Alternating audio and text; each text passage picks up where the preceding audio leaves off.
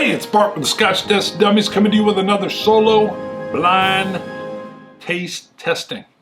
Blind, what did I call these? Double blind bottle taste, something stupid.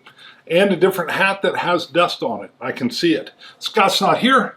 He has moved to Tampa. But he'll be doing shows on occasion. We will even do some remotely, and this dust on here is driving me crazy. Crazy. All right. I have no idea what this is. I have a big box of samples. A lot of them sent to me by the Beaver. That's what we call them, the Beav. I taste them blind. It could be bourbon, could be scotch. Heck, I think I've had rum and sherry before. So sometimes, stunning, I'm going to say it again, though it may seem I look like an idiot. Shirt and hat notwithstanding. All right, we poured it. We don't know what it is. Scott will be doing future shows, some by himself, some we will do live, some we will do remotely, but then post later. We have to figure this out. For those that didn't see my last blind quick hitter, I just remembered I call them quick hitters.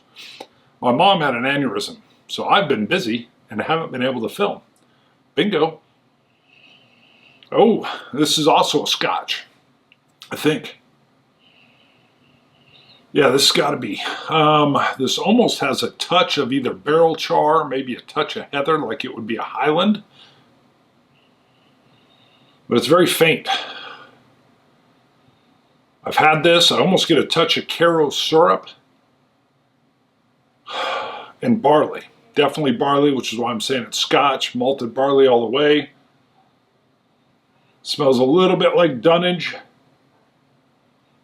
And maybe vanilla stick. Let's go in.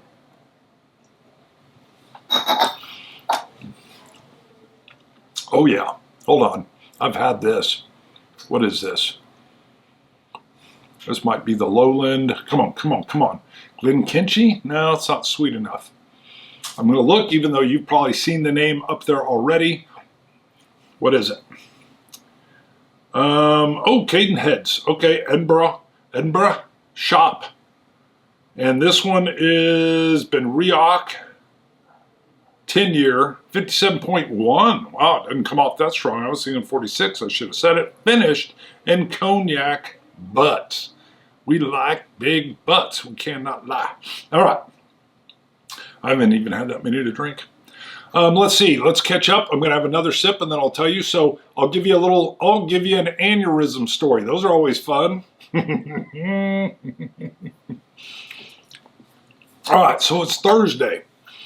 It was a Thursday the 6th of March. And I get a call that my mom has fallen. My mom was 81, she's now 82. Survived to her birthday and made it through. And I'm thinking, uh-oh, as they get older, folks get unsteady. And they're taking her to a hospital that's in the bureau that I work in. So I'm like, hey, I go tell my lieutenant, Mom fell. You mind if I go down and meet the ambulance when it shows up at the emergency room? He says, do I mind? I would be pissed if you didn't. I'm like, exactly. Great lieutenant. So I go down to Wesley. Mom has already arrived. I chat with the paramedics. They tell me it doesn't look like a stroke. Everything's even. There's nothing that's bilateral with her face. I'm like, got it, okay. But they tell me it doesn't look like the fall did any damage, but that she's suffering greatly from head trauma, head pain. Not head trauma, head pain.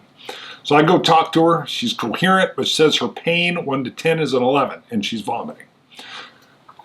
I take over catching it. Now remember, I'm in full uniform and a sergeant. Sergeants usually are not doing this role in the ER, just letting you know. I start thinking it might be an aneurysm. Staff is doing the same thing. But after doing my catching responsibilities for about a half hour, the head charge nurse comes over and says, is she a victim? And I'm like, no.